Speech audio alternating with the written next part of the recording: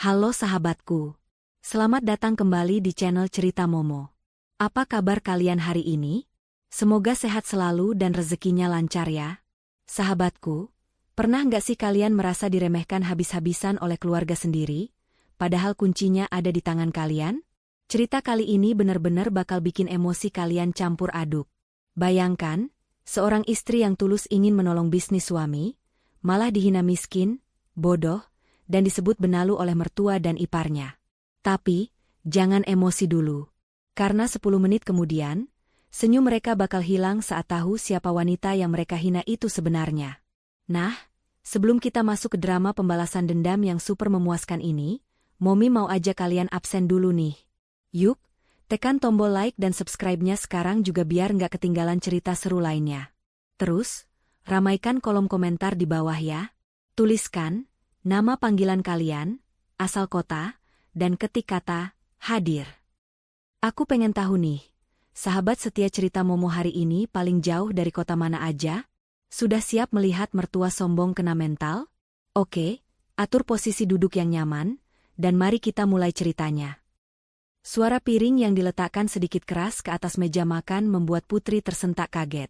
Ia buru-buru menundukkan wajahnya, menghindari tatapan tajam wanita parubaya yang duduk di kursi utama itu. Bu Ningsih menatap hidangan di depannya dengan pandangan menghina. Hanya ada sayur asem, sambal terasi, ikan asin, dan tempe goreng. Jauh dari standar kemewahan yang selalu ia agung-agungkan. "Ini apa, Putri?" tanya Bu Ningsih dengan nada dingin yang menusuk. "Kamu pikir kita ini keluarga susah? Kenapa makannya beginian? Mana daging rendang yang ibu minta kemarin?" Putri meremas ujung daster pudar yang dipakainya. "Maaf, Bu. Uang belanja dari Mas Awis sudah menipis. Putri harus berhemat supaya cukup sampai akhir bulan," jawabnya pelan. "Alasan?" sambar Saskia, adik ipar Putri yang baru saja keluar dari kamar sambil sibuk memoles kutek di kukunya. "Bilang saja kamu males masak yang ribet-ribet. Atau jangan-jangan uang belanja dari Mas Awis, kamu korupsi buat beli bedak murahanmu itu?" "Demi Allah, tidak, Sas. Aku tidak pernah mengambil sepeser pun," bantah Putri. Namun bantahannya hanya disambut dengusan sinis dari Saskia. Bu Ningsih menggeser piringnya dengan kasar, membuat kuah sayur sedikit tumpah. "Sudahlah. Hilang selera makan ibu. Kamu ini memang tidak berguna. Sudah numpang hidup di sini, tidak bawa harta apa-apa, masak yang benar saja tidak becus. Heran kenapa Awis bisa kepincut sama perempuan kampungan sepertimu." Putri hanya diam, menelan ludah yang terasa pahit. Hatinya nyeri, tapi ia sudah terbiasa. Tidak ada gunanya melawan. Di mata mertua dan iparnya, ia hanyalah istri tidak tahu diuntung yang beruntung dinikahi Awis, putra kebanggaan keluarga yang menjabat sebagai direktur perusahaan furnitur warisan mendiang ayahnya. Padahal, jika mereka tahu kenyataannya, mungkin Bu Ningsih akan sujud di kaki Putri saat ini juga. Di saku daster Putri, ponselnya bergetar pelan. Sebuah notifikasi masuk dari Pak Hadi, asisten pribadinya. "Bu Putri, dana sumbangan 2 miliar untuk panti asuhan di pinggiran kota sudah saya transfer sesuai instruksi Ibu. Laporan keuangan grup Raja Wali bulan ini juga sudah saya kirim ke email rahasia Ibu. Surplus 300%. Putri melirik sekilas ke layar ponselnya yang retak, lalu tersenyum tipis. Sangat tipis hingga tak ada yang menyadari. Di rumah ini, ia dihina karena tidak mampu membeli daging rendang. Padahal di luar sana, tanda tangannya bernilai miliaran rupiah. Ia adalah pemilik tunggal grup Raja Wali, raksasa investasi yang sedang ditakuti para pebisnis. Namun, Putri memilih menyembunyikan identitasnya demi menguji ketulusan cinta Awis dan keluarganya. Dan sejauh ini, hasilnya mengecewakan. "Kenapa senyum-senyum sendiri? Gila kamu?" tegur Saskia ketus. Belum sempat Putri menjawab, suara mobil terdengar memasuki halaman rumah. Itu mobil Awis. Namun, tidak seperti biasanya, suara deru mesin itu terdengar kasar, seolah pengemudinya sedang melampiaskan amarah pada pedal gas. Pintu depan terbuka. Awis masuk dengan wajah kusut, dasinya sudah longgar, dan rambutnya acak-acakan. Ia melempar tas kerjanya ke sofa ruang tamu, tanpa bicara sepatah kata pun. "Mas Awis sudah pulang?" Putri bergegas menyambut suaminya, hendak mencium tangan. Mau dibuatkan teh hangat, Mas? Awis menepis tangan Putri pelan, tapi cukup menyakitkan. Gak usah. Aku lagi pusing. Jangan ganggu, ucapnya ketus sambil berjalan menuju meja makan. Bu Ningsih langsung mengubah ekspresinya menjadi cemas. Ia menghampiri putra kesayangannya itu. Kenapa? Wis? Kok mukanya ditekuk begitu? Ada masalah di kantor? Awis menghela napas panjang, lalu menghempaskan tubuhnya ke kursi. Hancur, Bu. Semuanya hancur. Supplier kayu utama kita memutus kontrak sepihak karena kita nunggak bayar 3 bulan. Sekarang produksi berhenti total. Kalau minggu depan kita tidak bisa kirim pesanan ke klien, kita kena denda penalti ratusan juta. Astaga, pekik Saskia. Terus gimana, Mas? Gajiku bulan ini aman kan? Aku udah pesan tas branded loh, Mas. Masa dibatalin? Kamu ini, bentak Awis, membuat Saskia terlonjak kaget. Ini pertama kalinya Awis membentak adiknya.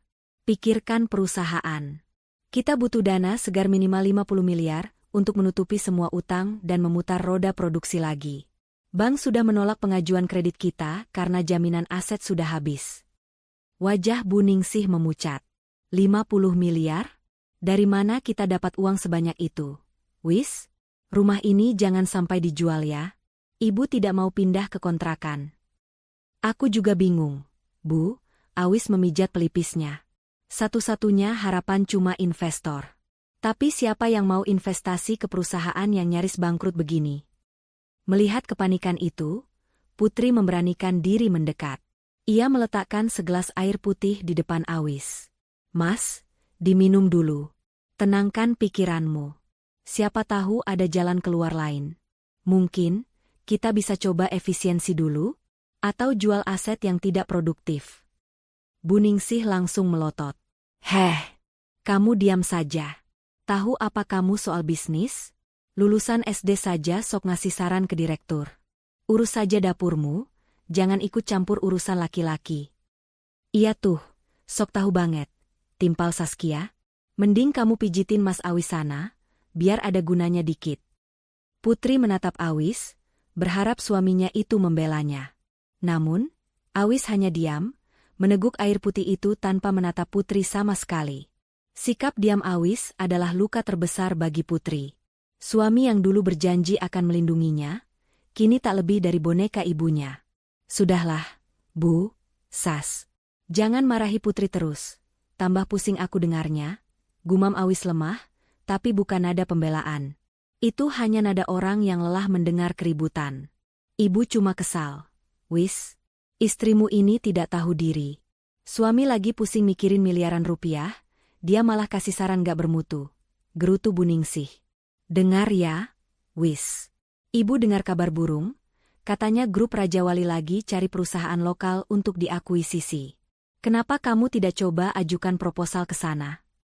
Mendengar nama perusahaannya disebut, Putri sedikit terkejut, namun ia segera menguasai diri. Ia kembali menyibukkan diri membereskan piring kotor, sambil memasang telinga lebar-lebar. Grup Raja Wali, mata Awis sedikit berbinar, lalu kembali redup. Ah, mustahil, Bu. Mereka itu raksasa. CEO-nya misterius dan terkenal sadis kalau seleksi partner bisnis. Perusahaan kita yang sedang sakit, begini mana mungkin dilirik. Dicoba dulu dong, Mas. Seru Saskia bersemangat. Kalau kita berhasil gaet grup Raja Wali, derajat keluarga kita bakal naik lagi. Nanti Saskia yang bantu bikin proposalnya deh. Saskia kan jago kalau soal melobi.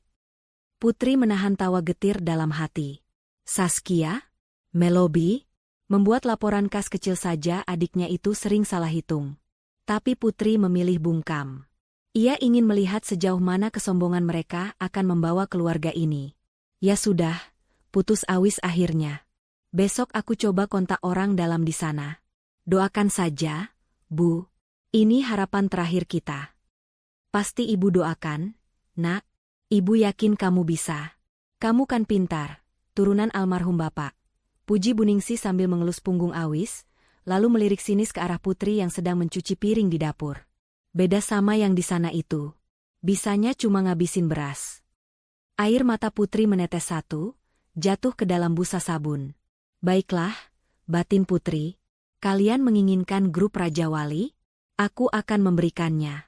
Tapi ingat, setiap keinginan ada harganya.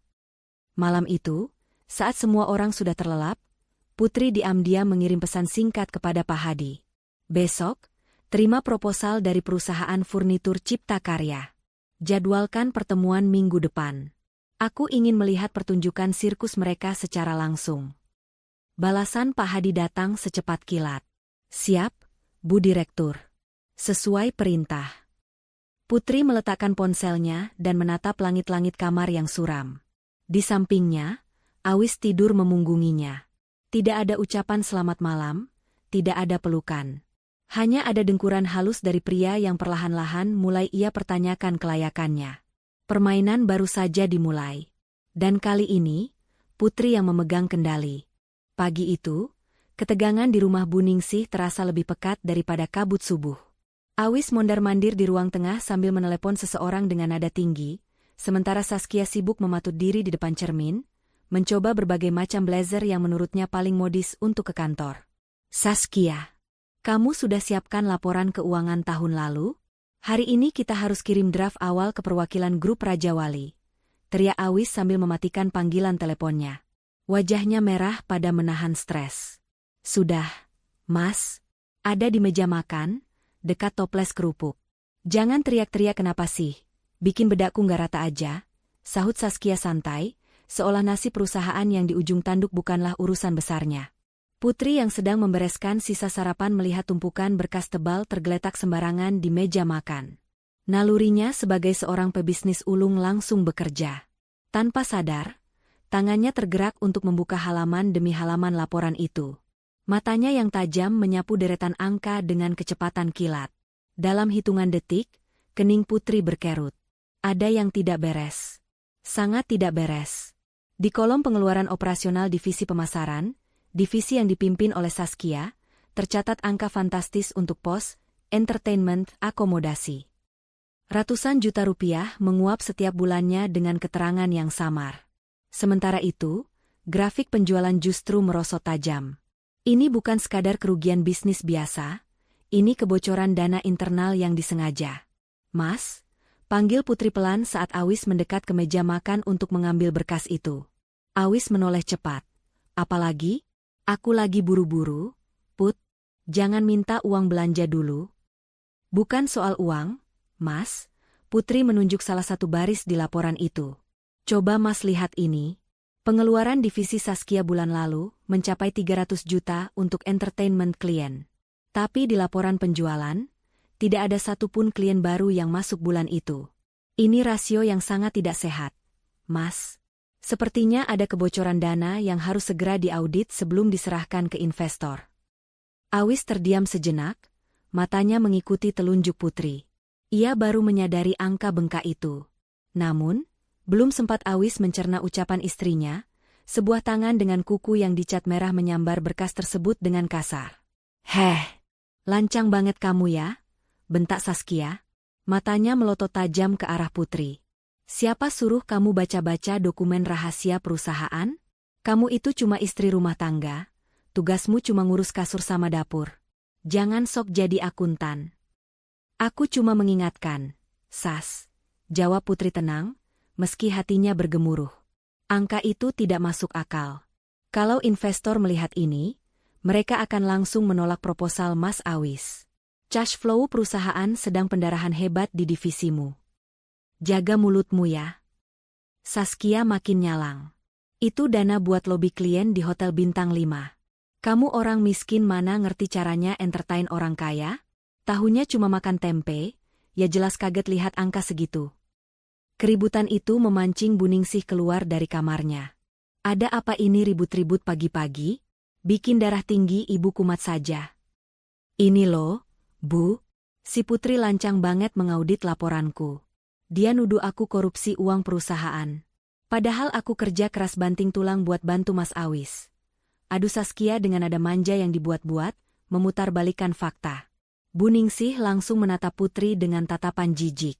Ya ampun, Putri, Putri. Kamu itu sadar diri sedikit kenapa sih? Kamu itu lulusan apa? Kuliah saja tidak tamat karena orang tuamu tidak punya biaya. Kan? Sekarang berani-beraninya mengajari Saskia yang sarjana ekonomi. Tapi Bu, angkanya memang mencurigakan. Putri mencoba membela diri. Cukup, potong Bu Ningsih keras. Ia menoleh pada Awis. Wis, kamu dengar sendiri kan? Istrimu ini makin lama makin ngelunjak. Kemarin sok ngasih saran, sekarang malah memfitnah adikmu sendiri. Jangan-jangan dia iri sama kesuksesan Saskia. Awis tampak bimbang. Sejujurnya, ia juga merasa pengeluaran itu terlalu besar. Tapi melihat ibunya marah dan adiknya merajuk, keberaniannya menciut. Ia tidak mau menambah masalah di rumah saat kepalanya sudah mau pecah memikirkan utang. Sudahlah, Put, kata Awis akhirnya, suaranya dingin. Kamu tidak mengerti seluk-beluk operasional lapangan. Biaya lobi memang mahal. Jangan bikin suasana makin keruh. Saskia itu adikku, dia tidak mungkin merugikan perusahaan keluarganya sendiri. Saskia tersenyum penuh kemenangan sambil memeluk lengan ibunya. Dengar tuh. Mas Awis saja percaya sama aku. Kamu mending diam, urus tuh cucian numpuk di belakang. Putri menatap suaminya dengan tatapan nanar. Mas, aku bicara ini demi kebaikanmu. Grup Raja Wali itu sangat teliti. Auditor mereka tidak akan meloloskan laporan cacat seperti ini. Kalau Mas tetap nekat mengajukan ini, Mas akan dipermalukan. Diam, bentak Bu Ningsih. Kali ini sambil menggebrak meja makan hingga toples kerupuk bergetar. Kamu mendoakan suami kamu gagal? Istri macam apa kamu ini? Harusnya didukung, didoakan, bukan ditakut-takuti. Dasar pembawa sial. Minggir. Bikin sempit ruangan saja. Bu Ningsih mendorong bahu Putri, hingga wanita itu terhuyung mundur menabrak dinding. Awis menghela napas kasar, lalu mengambil tas kerjanya. Ayo, Sas, kita berangkat. Kita harus sampai kantor sebelum jam 8 untuk menyusun ulang presentasi. Bu, Awis berangkat dulu. Hati-hati, Nak. Jangan dengarkan omongan orang bodoh. Fokus saja sama tujuanmu, ucap Bu Ningsih lembut pada putranya, lalu kembali menatap Putri dengan sinis begitu mobil Awis menjauh. Dengar ya, Putri. Kalau sampai Awis gagal dapat investor gara-gara omongan sialmu tadi, Ibu tidak akan segan-segan mengusirmu dari rumah ini. Camkan itu. Putri tidak menjawab. Ia hanya berdiri mematung sambil memegangi bahunya yang sakit bekas dorongan mertuanya. Ia menatap kepergian mobil suaminya dengan pandangan kosong. Baiklah, Mas Awis, bisik Putri lirih setelah bayangan mobil itu menghilang di tikungan. Kamu lebih memilih percaya pada kebohongan adikmu daripada kejujuran istrimu. Jangan salahkan aku kalau nanti kamu jatuh terjerembab. Putri merogoh saku dasternya, mengambil ponsel bututnya. Ia mengetik pesan cepat untuk Pak Hadi. Hadi, saat tim auditor Raja Wali memeriksa berkas cipta karya nanti, fokuskan pemeriksaan pada pos pengeluaran pemasaran. Bongkar semua bukti transaksi fiktif di sana. Tapi jangan tolak proposalnya dulu. Biarkan mereka merasa di atas angin sampai hari penandatanganan. Tak lama kemudian, balasan masuk. Dimengerti, Bu. Kami akan buat mereka merasa menang sebelum menjatuhkannya. Putri meletakkan ponselnya, lalu mengambil sapu. Ia kembali menyapu lantai seolah-olah tidak terjadi apa-apa, seolah-olah ia hanyalah menantu bodoh yang tidak tahu apa-apa. Namun di dalam hatinya, api pembalasan mulai menyala, menunggu waktu yang tepat untuk membakar habis kesombongan orang-orang yang telah menginjak harga dirinya. Suasana di kantor Cipta Karya pagi itu lebih mirip pasar yang rusuh daripada tempat kerja profesional. Beberapa pria berbadan tegap dengan seragam bertuliskan pihak leasing mondar-mandir menempelkan stiker merah besar bertuliskan, disita, pada mesin-mesin fotokopi, komputer, hingga beberapa kendaraan operasional di parkiran. Karyawan hanya bisa berbisik-bisik ketakutan di sudut ruangan, sementara Awis berdiri mematung di tengah kekacauan itu dengan wajah pucat pasi. Ponselnya terus berdering, panggilan dari vendor-vendor lain yang menagih pembayaran, namun tak satu pun berani ia angkat. Jantungnya serasa mau copot setiap kali melihat stiker merah baru ditempelkan. Pak Awis, kalau minggu depan angsuran pokok tidak masuk, kami terpaksa menyegel gedung ini, Ancam ketua tim eksekusi itu sebelum pergi meninggalkan tumpukan surat peringatan di meja resepsionis. Awis pulang ke rumah lebih awal hari itu, membawa aura keputusasaan yang begitu pekat. Begitu melihat mobil putranya masuk garasi di jam kerja, Bu Ningsih yang sedang bersantai menonton televisi langsung merasakan firasat buruk. "Kenapa pulang jam segini, Wis? Mukamu kok kayak mayat begitu?" tanya Bu Ningsih panik sambil memegang dada. Awis menjatuhkan dirinya ke sofa, menatap langit-langit dengan tatapan kosong. "Aset kantor mulai disita, Bu. Mobil operasional diambil. Komputer admin diambil. Kalau minggu depan nggak ada dana masuk, gedung kantor disegel. Kita habis, Bu. Habis." Mendengar itu, Bu Ningsih langsung lemas. Tubuhnya merosot di sandaran sofa, napasnya tersengal-sengal dramatis. "Ya Allah, mati aku. Mau ditaruh di mana muka ibu kalau tetangga tahu kita bangkrut? Wis, lakukan sesuatu. Jangan diam saja kayak orang bego." Putri yang mendengar keributan itu tergopoh-gopoh datang dari dapur membawa segelas teh hangat. "Mas, diminum dulu. Ibu juga, tenang dulu ya, nanti tensinya naik." "Jangan sok peduli kamu," sentak Bu Ningsih, menepis gelas yang disodorkan Putri hingga airnya tumpah membasahi karpet. "Ini semua gara-gara kamu bawa sial masuk rumah ini. Semenjak Awis nikah sama kamu, rezeki anakku seret. Dasar wanita pembawa petaka." Putri memejamkan mata sejenak, menahan perih di hatinya. Lagi-lagi dia yang disalahkan atas ketidakbecusan mereka mengelola bisnis.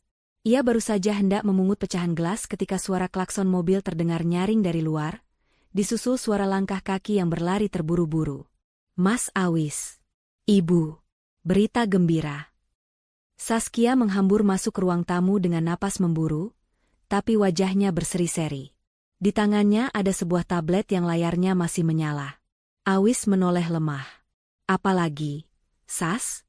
Kalau soal tagihan kartu kreditmu, Mas nggak punya uang." "Bukan. Ini soal hidup mati kita." Saskia mengguncang bahu kakaknya. "Barusan aku dapat email balasan dari sekretariat grup Raja Wali. Proposal kita lolos tahap seleksi administrasi. Mereka tertarik untuk due diligence dan kemungkinan besar akan menyuntikkan dana." Hening sejenak. Mata Awis yang tadinya redup mendadak terbelalak lebar. "Kak, kamu serius? Sas? Jangan bercanda. Lihat sendiri nih." Saskia menyodorkan tabletnya ke wajah Awis. "Mereka bilang profil bisnis kita punya potensi, dan CEO mereka sendiri yang akan meninjau langsung minggu depan." Bu Ningsih yang tadinya pura-pura mau pingsan mendadak duduk tegak. Wajahnya segar bugar seketika. "Alhamdulillah. Benarkan kata ibu? Doa ibu tembus ke langit. Grup Raja Wali itu kan perusahaan investasi nomor 1 sekarang. Kalau mereka masuk, bukan cuma utang lunas, kita bisa jadi konglomerat lagi." Awis membaca email itu berulang-ulang dengan tangan gemetar. "Gila, ini keajaiban. Padahal laporan keuangan kita berantakan. Kok bisa lolos ya?" "Ya karena aku yang bikin narasi proposalnya dong, Mas. Pintarkan aku," klaim Saskia dengan bangga, padahal ia hanya menyalin draft lama. CEO grup Raja Wali pasti orangnya visioner banget. Dia bisa lihat potensi emas di balik kesulitan kita. Beda banget sama orang-orang picik yang bisanya cuma nakut-nakutin. Sindir Saskia sambil melirik sinis ke arah Putri yang sedang mengepel tumpahan teh di lantai. Putri tetap menunduk, menyembunyikan senyum penuh arti di bibirnya. "Visioner?" batin Putri. "Bukan visioner, Saskia. Aku meloloskan kalian hanya untuk melihat seberapa tinggi kalian bisa terbang sebelum aku jatuhkan." "Ibu dengar, CEO grup Raja Wali itu wanita, ya?" tanya Bu Ningsih antusias, matanya berbinar membayangkan tumpukan uang. "Iya, Bu," katanya si wanita misterius, jarang tampil di publik, tapi tangannya dingin banget. Apa yang dia sentuh jadi emas. Jelas Saskia sok tahu. Pasti dia wanita berkelas, cantik, pintar, dan elegan. Nggak kayak. Saskia sengaja menggantung kalimatnya sambil menendang pelan kaki Putri yang sedang berjongkok di dekatnya. "Nggak kayak pembantu di rumah ini." "Jelas bedalah, Sas," cibir Bu Ningsih. "Wanita karir sekelas CEO Raja Wali itu pasti high class. Baunya saja pasti bau uang, bukan bau bawang. Duh, ibu jadi nggak sabar mau ketemu. Kita harus sambut dia sebaik mungkin. Jangan sampai bikin malu. Awis mengangguk mantap, semangatnya kembali membara. Benar, Bu. Kita harus renovasi kantor sedikit. Cat ulang lobi, ganti sofa tamu yang sudah sobek. Kita harus berikan kesan kalau cipta karya itu profesional. Tapi uangnya dari mana? Mas? Kas kan kosong, tanya Saskia. Gadaikan saja perhiasan ibu yang tersisa. Seru Bu Ningsih tanpa ragu. Atau cari pinjaman kilat. Nggak masalah bunga tinggi, toh sebentar lagi dana miliaran dari Raja Wali cair. Ini investasi, wis, demi gengsi kita di depan calon dewa penolong. Putri berhenti mengepel sejenak. Ia miris mendengar percakapan itu. Mereka rela berutang lagi hanya untuk memoles kulit luar demi mengesankan orang asing. Sementara istri dan menantu sendiri yang ada di depan mata diperlakukan lebih rendah dari keset kaki. Mas, Putri memberanikan diri bersuara pelan. Apa tidak sebaiknya jujur saja pada investor tentang kondisi sebenarnya?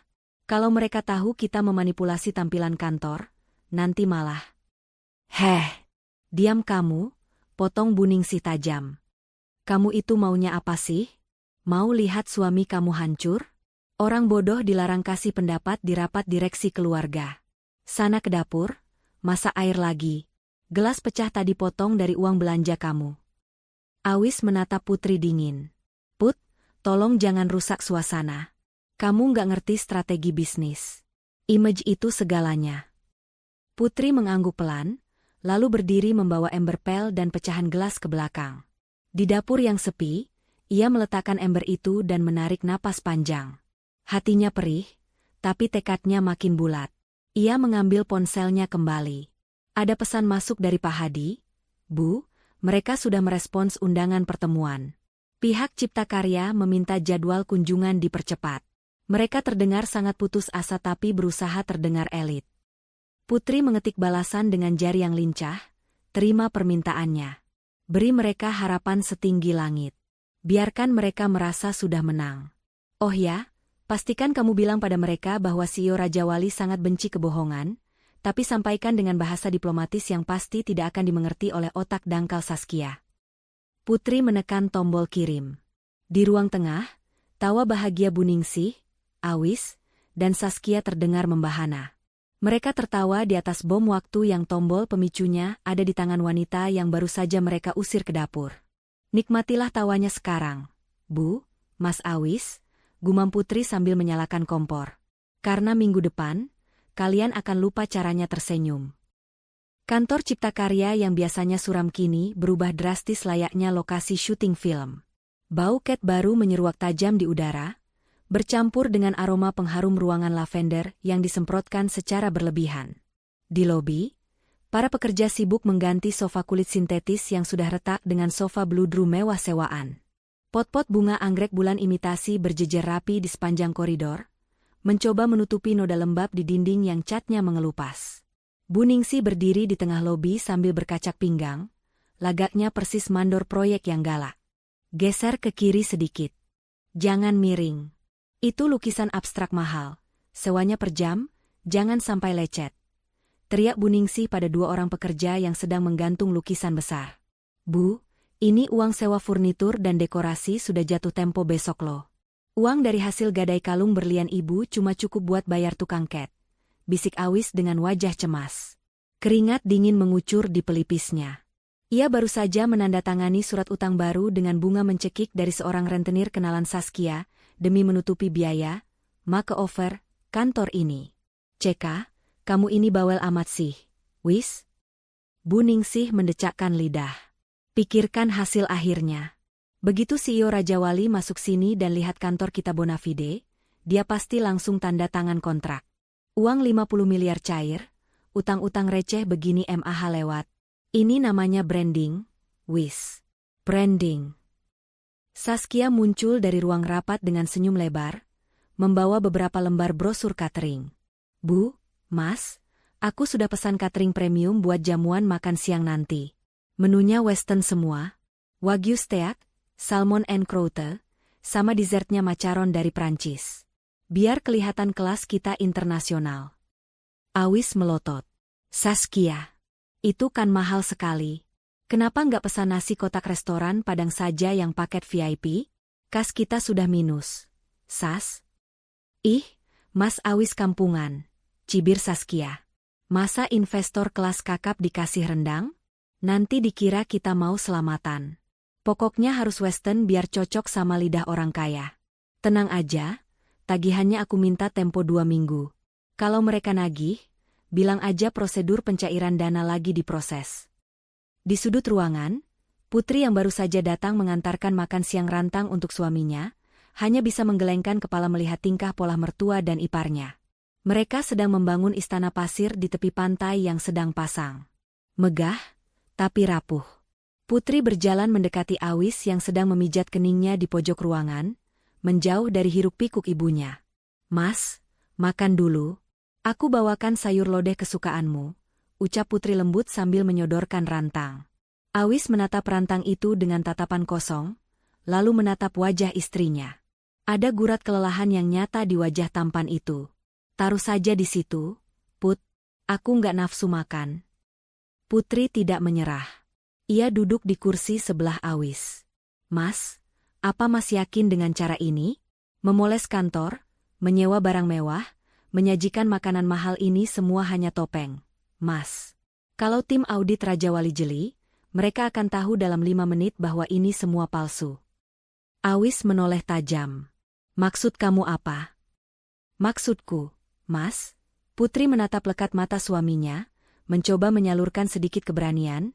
Kejujuran itu mata uang yang paling berharga di depan investor sejati. Bilang saja kondisi sebenarnya. Bahwa Cipta Karya punya potensi, punya sejarah bagus, tapi sedang stuck karena masalah cash flow. Investor yang baik akan menghargai transparansi itu, daripada disuguhi kemewahan palsu. Untuk sesaat, Awis tampak tertegun. Kata-kata Putri terdengar masuk akal. Hati kecilnya pun menjeritkan hal yang sama. Ia lelah berpura-pura kaya saat dompetnya kosong melompong. Namun, sebelum Awis sempat menjawab, suara melengking Bu Ningsih memecah momen itu. Heh, kamu ngomong apa lagi sama suami kamu? Mau ngeracunin pikiran Awis lagi? Bu Ningsih datang dengan langkah menghentak. Ia menatap rantang di meja dengan jijik. Bawa pulang makanan kampungan itu. Nanti bau terasi menyebar di kantor yang sudah wangi ini. Bikin malu kalau investor datang lebih awal. Bu, Putri cuma menyarankan supaya Mas Awis jujur. Jujur, jujur. Makan tuh jujur. Potong Bu Ningsih kasar. Dunia bisnis itu nggak senaif otak udangmu itu, Putri. Di sini yang dilihat itu casingnya dulu. Kalau casingnya gembel, siapa yang mau lihat isinya? Kamu pikir CEO Raja Wali mau investasi ke Gubuk Reot? Mikir. Saskia ikut nimbrung sambil mengipas-ngipas wajahnya dengan brosur catering. Tahu nih, Mbak Putri, mending Mbak pulang deh. Keberadaan Mbak di sini tuh ngerusak pemandangan estetik kantor. Nanti kalau ada tamu lihat istri direktur utama penampilannya lusuh begini, jatuh deh harga diri Mas Awis. Awis menunduk, menghindari tatapan Putri. Ia kembali memilih jalan yang mudah, jalan yang ditunjuk ibunya. Put, mending kamu pulang saja ya. Bawa lagi rantangnya. Nanti aku makan di rumah kalau sempat. Di sini lagi ribet, jangan nambah beban pikiran. Kalimat itu, jangan nambah beban pikiran, menghunjam dada Putri lebih dalam daripada makian Bu Ningsih. Istrinya, yang tulus peduli, dianggap beban. Sementara ibu dan adiknya yang menjerumuskannya ke lubang utang, dianggap penasihat emas. Putri bangkit berdiri, merapikan rantangnya dengan tenang. Wajahnya datar, tidak ada lagi air mata. Air matanya sudah kering untuk pria ini.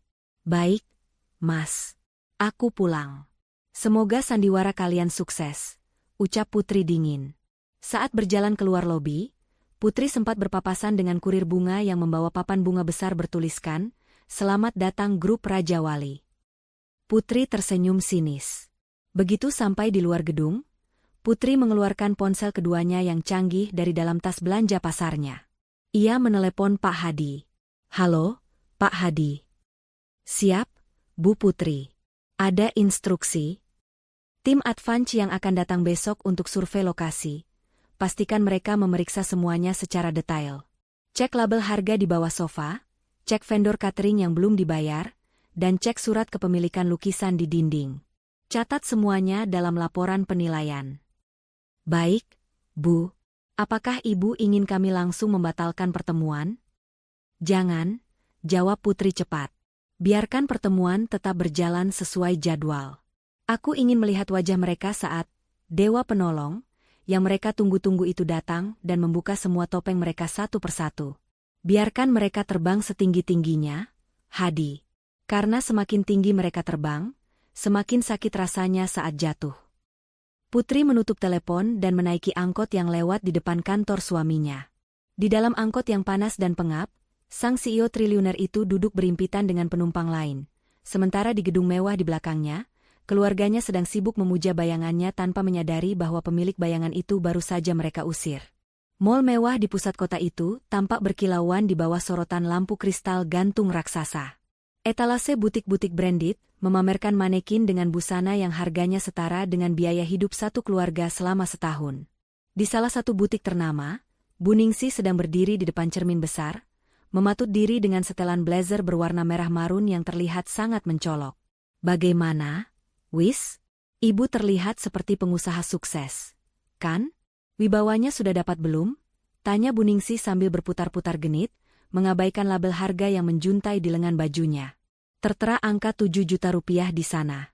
Awis menelan ludah, tangannya meremas dompet kulitnya yang semakin tipis. Bagus sih, Bu. Tapi harganya, apa tidak ada yang lebih murah? Kartu kredit Awis sudah over limit gara-gara bayar sewa dekorasi kantor kemarin. Aduh, Awis. Sela Saskia yang baru keluar dari ruang ganti dengan menenteng 3 pasang dress mahal. Jangan pelit kenapa sih? Ini investasi penampilan. Kalau kita pakai baju Tanah Abang ketemu CEO Raja Wali, yang ada kita diketawain. CEO itu matanya jeli, Wis. Dia bisa bedain mana kain sutra asli, mana polyester kiloan dari jarak 10 meter. Bu Ningsih mengangguk setuju, matanya berbinar menatap pantulan dirinya. Benar kata adikmu, kita harus terlihat selevel dengan mereka. Gesek saja kartu cadanganmu yang dari Bank B itu. Nanti kalau dana cair, kita lunasi semua plus bunganya. Bungkus ini, Mbak, sekalian sama sepatu yang di sana. Perintah Bu Ningsih pada pelayan toko yang tersenyum lebar melihat mangsa empuk. Awis hanya bisa pasrah menyerahkan kartu kreditnya dengan tangan gemetar. Dalam hati ia berdoa semoga mesin edisi itu tidak menolak transaksinya. Bunyi, "Aprofet," dari mesin itu terdengar seperti vonis hukuman mati baginya, menambah jeratan utang yang melilit lehernya. Namun, melihat senyum ibunya yang merekah, ia merasa sedikit lega. Setidaknya ibunya bahagia. Sementara itu, di rumah yang sepi, Putri sedang berlutut di lantai dapur, membersihkan kerak gosong di pantat panci. Tangannya yang putih dan halus kini memerah terkena sabun keras. Tidak ada AC dingin atau lampu kristal di sini, hanya kipas angin tua yang berputar malas dan suara tikus yang mencicit di plafon. Putri menghentikan kegiatannya sejenak saat ponsel di saku dasternya bergetar. Sebuah notifikasi berita bisnis muncul di layarnya. Grup Raja Wali siap ekspansi besar-besaran, CEO misterius dikabarkan turun gunung. Putri tersenyum miris.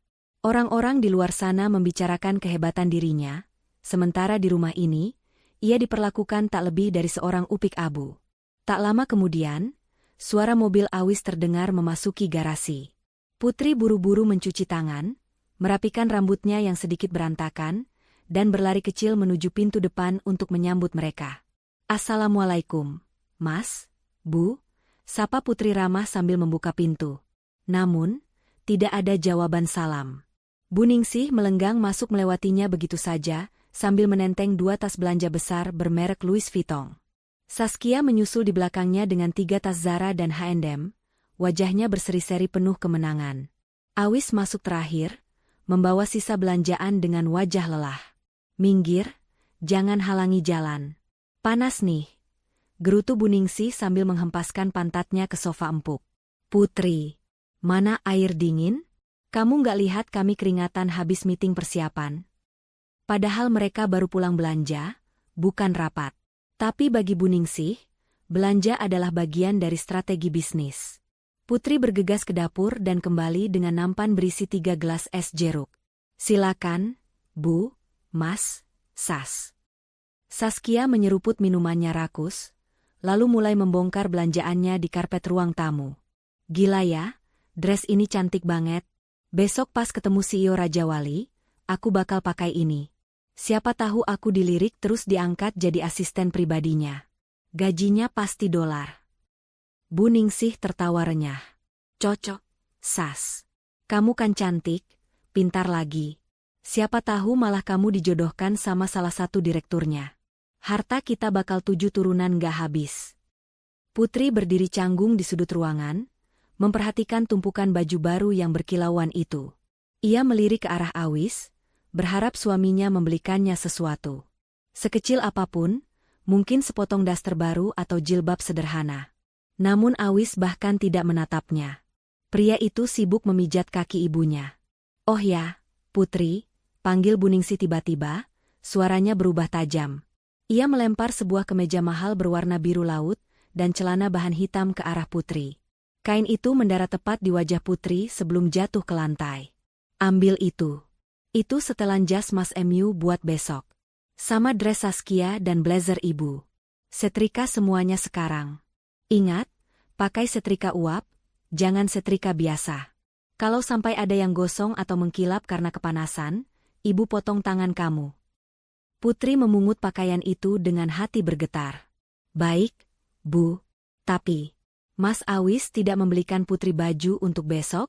Katanya semua keluarga inti harus hadir menyambut investor. Sontak tawa meledak dari mulut Saskia. Ia tertawa begitu keras sampai memegangi perutnya. Hahaha. Aduh, perutku sakit. Mbak Putri ngaca dong.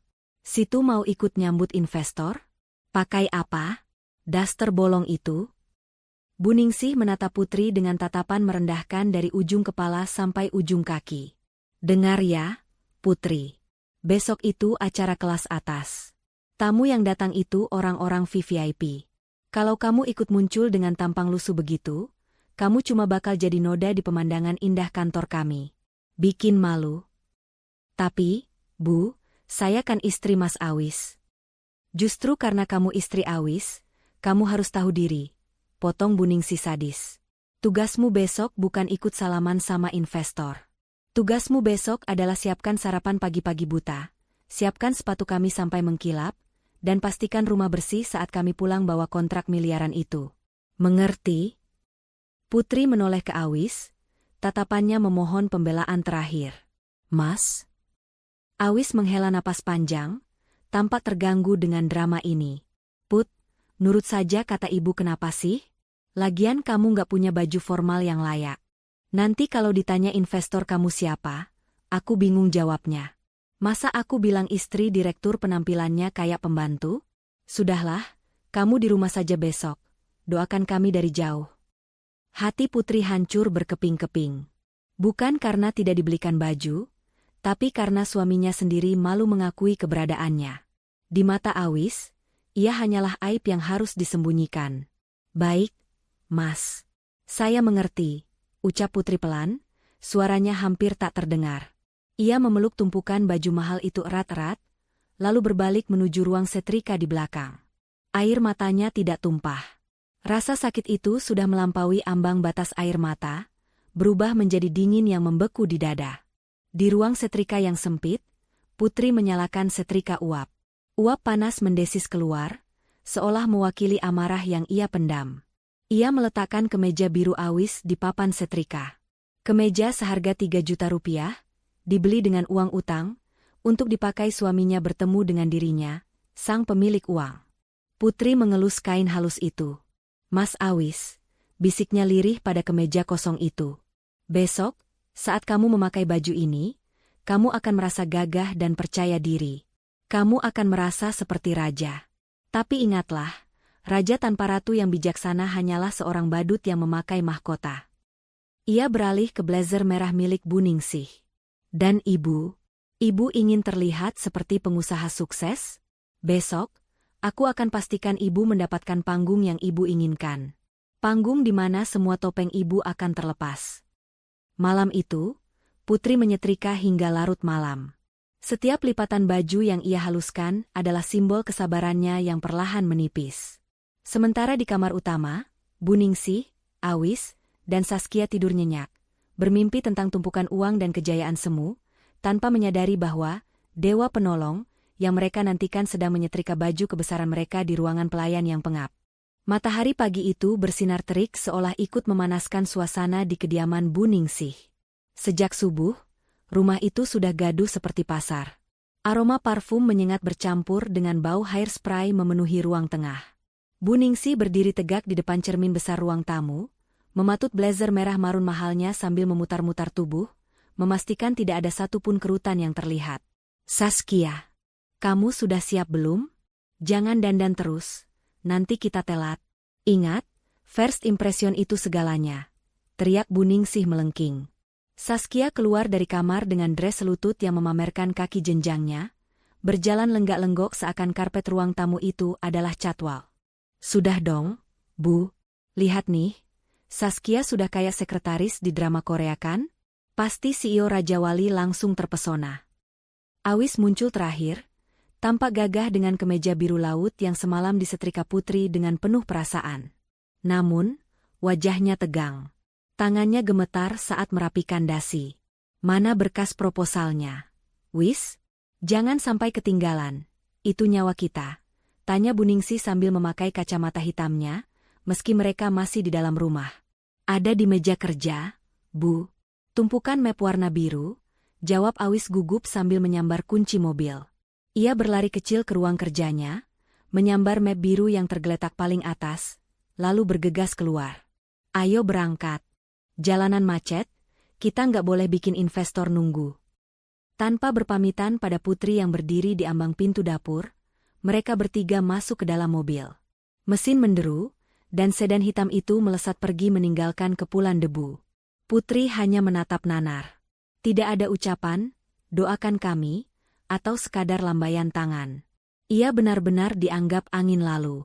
Sambil menghela napas panjang, Putri berbalik masuk untuk membereskan kekacauan yang mereka tinggalkan. Bekas tisu rias berserakan di meja, cangkir kopi setengah minum, dan sisa sarapan yang tak disentuh. Saat Putri mengangkat tumpukan koran di meja kerja Awis untuk dibuang, matanya tertumbuk pada sebuah map lain yang tertutup koran itu. Map warna merah. Jantung Putri berdegup kencang. Ia membukanya. Isinya adalah final proposal, revisi terakhir lengkap dengan lampiran data keuangan yang sudah dipoles oleh Saskia, meski tetap penuh manipulasi. Lalu, map apa yang dibawa Awis tadi? Ingatan Putri melayang ke map biru yang disambar suaminya. Itu adalah arsip lama tahun lalu yang berisi data proyek gagal. Jika Awis mempresentasikan itu di depan tim auditor Raja Wali, bukan hanya ditolak, mereka akan dianggap menghina karena menyajikan data kadaluarsa. Astaga, Mas Awis, gumam Putri panik.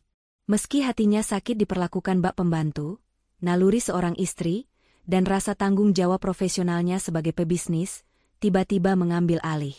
Ia tidak bisa membiarkan suaminya mempermalukan diri sendiri dengan kesalahan sepele seperti ini. Jika cipta karya ingin hancur, biarlah hancur karena kebobrokannya sendiri, bukan karena kesalahan teknis bodoh membawa berkas. Tanpa pikir panjang, Putri menyambar map merah itu. Ia berlari keluar rumah. Mobil Awis sudah tidak terlihat. Putri tidak punya kendaraan. Motor satu-satunya dibawa Awis untuk operasional kantor. Putri berlari ke pangkalan ojek di ujung gang dengan napas memburu. Daster batiknya yang lusuh berkibar ditiup angin, kakinya hanya beralaskan sandal jepit tipis. Bang! Ojek! Bang! Ke kantor Cipta Karya di Jalan Sudirman. Cepetan ya, Bang, darurat? Seru Putri pada tukang ojek yang sedang menyeruput kopi. Waduh, Neng. Sudirman macet parah jam segini. Yakin mau ngebut? Saya bayar 2 kali lipat. Tolong, Bang, ini menyangkut hidup mati suami saya, desak Putri. Motor bebek tua itu pun melaju membelah kemacetan kota. Panas matahari menyengat kulit Putri tanpa ampun. Debu jalanan menempel di wajahnya yang berminyak dan tanpa riasan.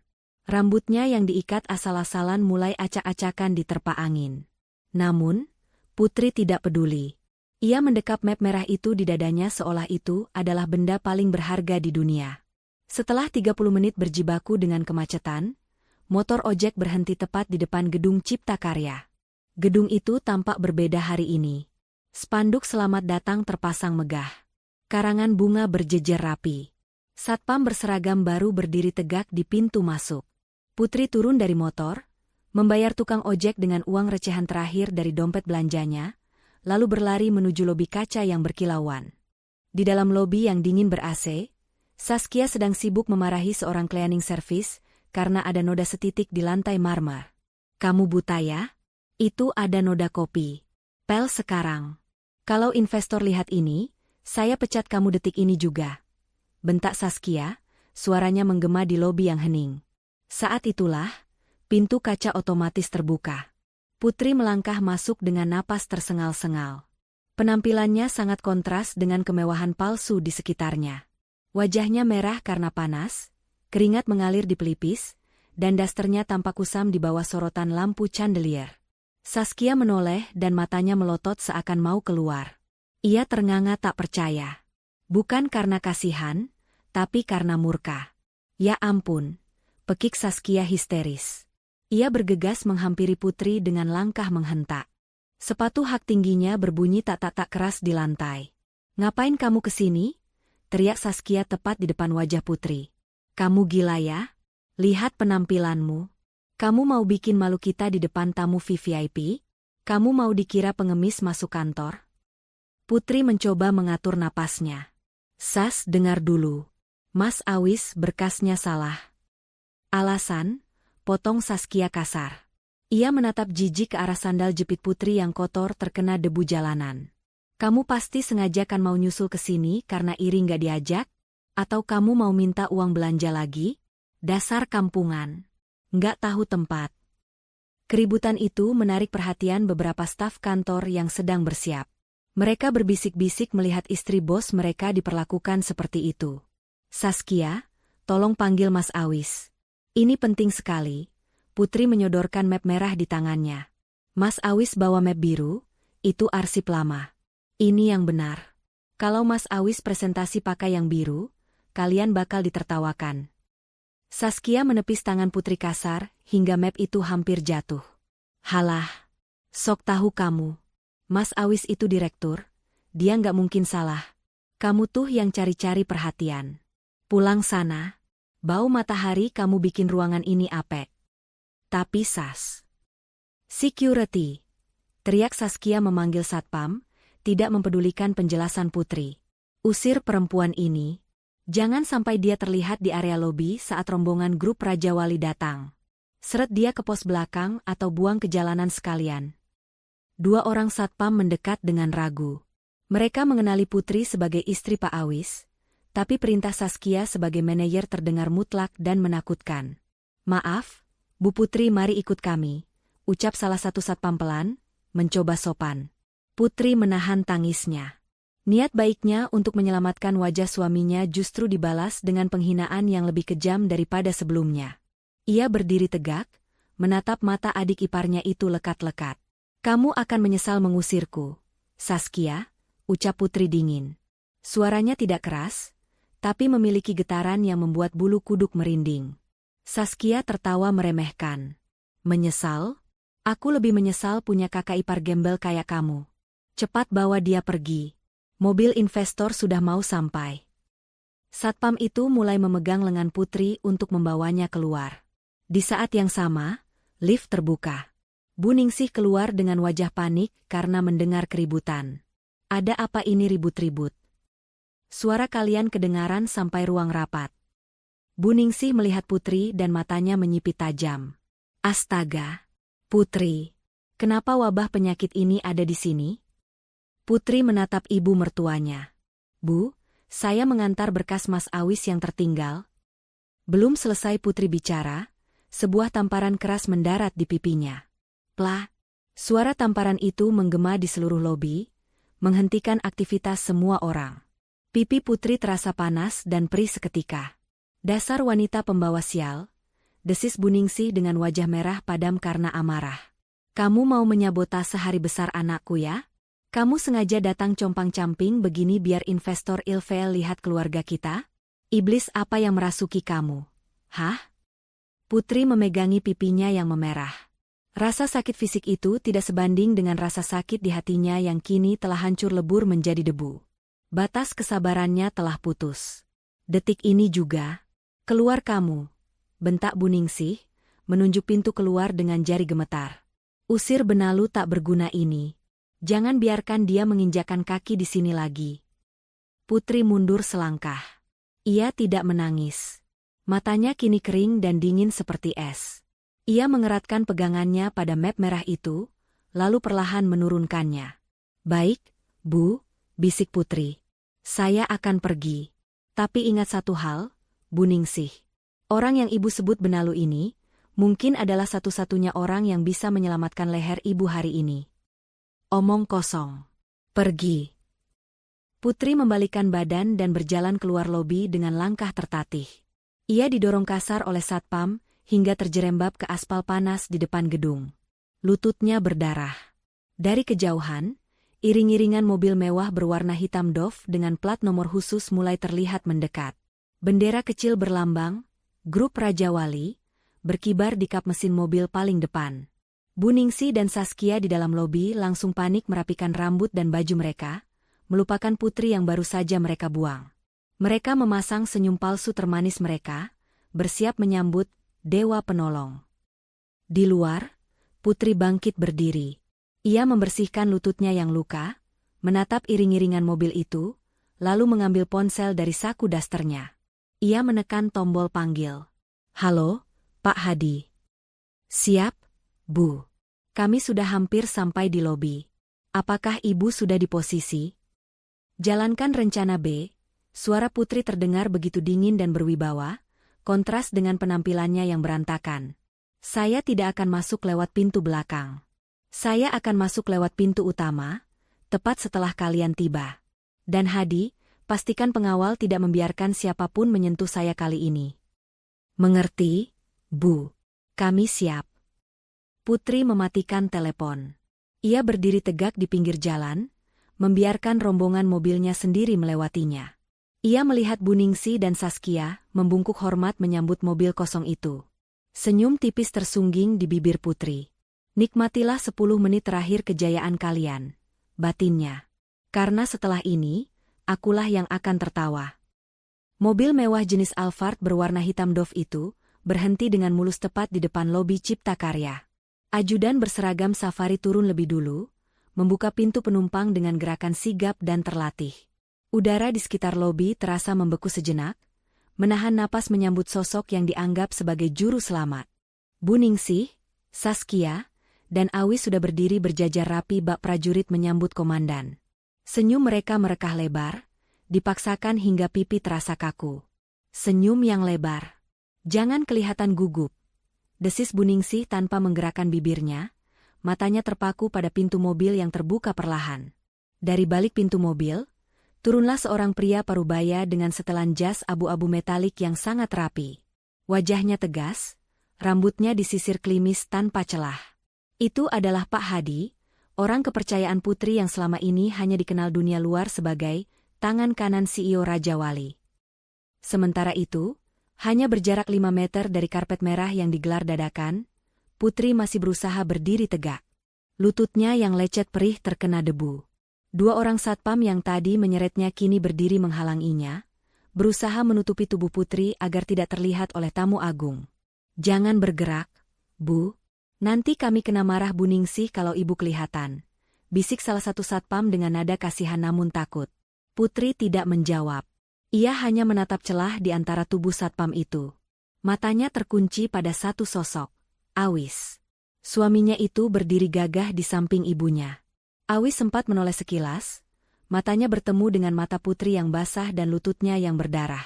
Ada jeda 1 detik di mana Putri berharap, sangat berharap, suaminya akan lari menghampirinya dan menolongnya. Namun, Awis memutus kontak mata itu. Ia membuang muka, kembali menatap Pak Hadi, dan memperbaiki letak dasinya. Ia memilih gengsi daripada istrinya. Detik itu juga, sisa-sisa cinta di hati Putri menguap tanpa sisa, digantikan oleh kekosongan yang dingin. "Selamat datang di Cipta Karya, Bapak," sambut Bu Ningsih dengan suara yang dibuat selembut mungkin, membungkuk hormat hampir 90 derajat. "Sebuah kehormatan luar biasa bagi kami." Pak Hadi mengangguk singkat, wajahnya datar tanpa ekspresi. Matanya yang tajam menyapu sekeliling lobi yang penuh dekorasi bunga palsu, lalu pandangannya menembus kaca lobi, menangkap bayangan samar di balik punggung satpam di luar sana. Rahangnya mengeras sekilas melihat bos besarnya diperlakukan seperti kriminal. Namun ia segera mengembalikan ekspresi profesionalnya. "Terima kasih atas sambutannya," suara Pak Hadi berat dan berwibawa. "Saya Hadi, perwakilan direksi grup Raja Wali. CEO kami sedang menerima telepon penting di mobil belakang, dan akan menyusul sebentar lagi." "Oh, Pak Hadi, mari silakan masuk. Kami sudah siapkan ruang VIP untuk Bapak dan Ibu CEO," ujar Saskia dengan nada genit, berusaha memamerkan dress mahalnya. "Saya Saskia, manajer pemasaran di sini. Kalau butuh apa-apa, Bapak bisa langsung panggil saya." Pak Hadi tidak menanggapi godaan murahan itu. Ia melangkah masuk lobi, diikuti oleh Bu Ningsih dan rombongannya yang terus mengekor seperti anak ayam. "Kantor kalian cukup meriah," komentar Pak Hadi datar sambil melirik lukisan abstrak yang miring di dinding. "Oh, tentu Pak. Kami baru saja melakukan rebranding total demi menyesuaikan standar dengan grup Raja Wali," jawab Bu Ningsih bangga, tidak menyadari nada sarkasme Pak Hadi. "Kami ingin menunjukkan bahwa Cipta Karya adalah perusahaan bonafide yang layak investasi." Tiba-tiba, Pak Hadi menghentikan langkahnya. Ia menunjuk ke arah pintu kaca depan, di mana para satpam masih terlihat sibuk menghalangi seseorang. "Maaf, ada keributan apa di luar sana? Sepertinya ada wanita yang terluka," tanya Pak Hadi memancing. Wajah Bu Ningsih dan Saskia pucat seketika. Awis tampak gelisah dan mulai berkeringat dingin. "Ah, itu bukan siapa-siapa, Pak," sela Bu Ningsih cepat, tertawa gugup. "Itu cuma ada orang gila yang nyasar. Biasalah, Pak, daerah sini kadang banyak pengemis yang suka maksa minta sumbangan. Satpam kami sedang mengamankannya supaya tidak mengganggu kenyamanan Bapak." "Benar, Pak," tambah Saskia berapi-api. Wanita itu agak miring otaknya. Tadi dia masuk sini bikin onar, ngaku-ngaku kerabat direktur. Padahal lihat saja penampilannya, gembel begitu. Mana mungkin kami punya kerabat seperti itu, kan? Haha. Pak Hadi menatap Saskia dengan tatapan yang sulit diartikan. "Oh, jadi dia bukan siapa-siapa? Bukan keluarga?" "Bukan. Amit-amit jabang bayi," seru Bu Ningsih sambil mengetuk-ngetuk meja resepsionis. "Kami ini keluarga terhormat, Pak." Bibit bebet bobot jelas. "Nggak mungkin kenal sama gembel macam itu." "Tenang saja, Pak, sebentar lagi juga diusir jauh-jauh." Di balik pintu kaca, Putri mendengar semua itu. Meski suara mereka teredam, gerakan tubuh dan tawa menghina mereka sudah cukup menjelaskan semuanya. Mereka tidak hanya membuangnya, mereka menyangkal keberadaannya. Hati Putri yang tadinya hancur kini mulai membeku menjadi batu karang yang keras. Pak Hadi mengangguk pelan. Tangannya mengepal di dalam saku celana, menahan amarah yang meluap mendengar bosnya dihina sedemikian rupa. "Baiklah kalau begitu. Mari kita bicara bisnis." Mereka duduk di sofa beludru sewaan itu. Pelayan catering, yang belum dibayar, datang menyajikan wagyu steak yang sudah agak dingin. "Jadi, Pak Awis," Pak Hadi menatap Awis yang duduk tegang di ujung sofa. "Saya dengar Anda membawa proposal dan data terbaru perusahaan?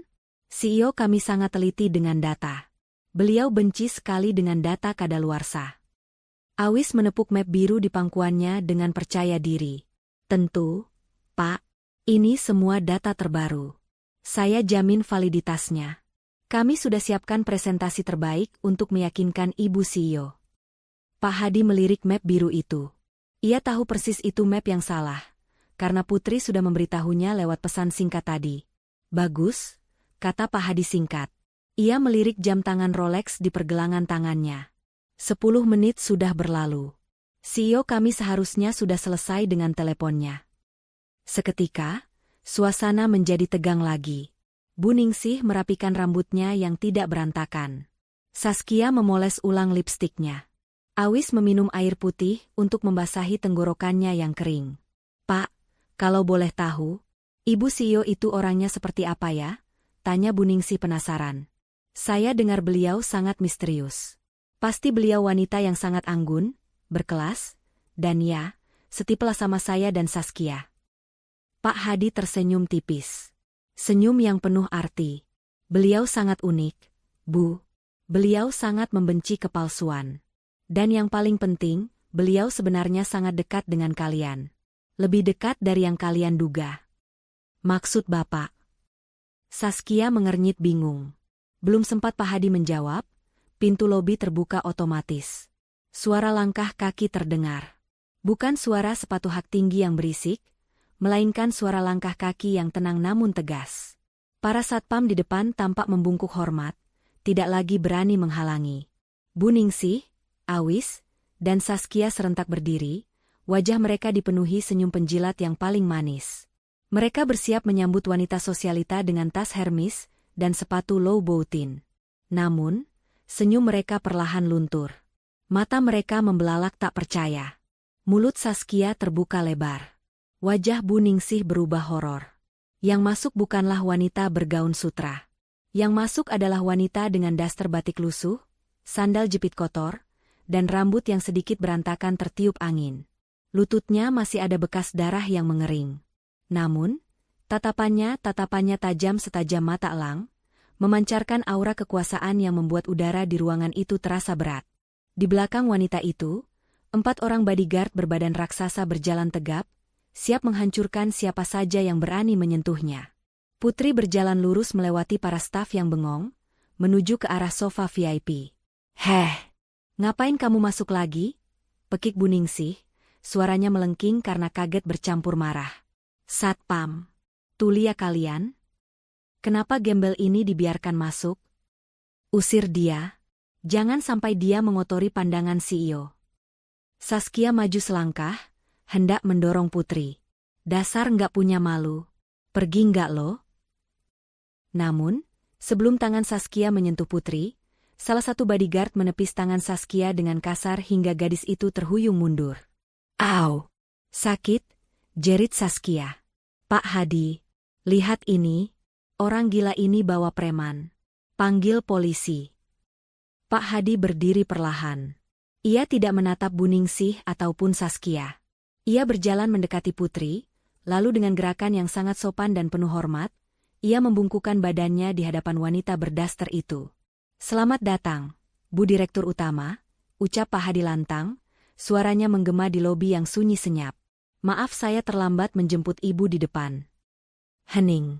Hening yang begitu mencekam hingga suara detak jantung Awis seolah bisa terdengar.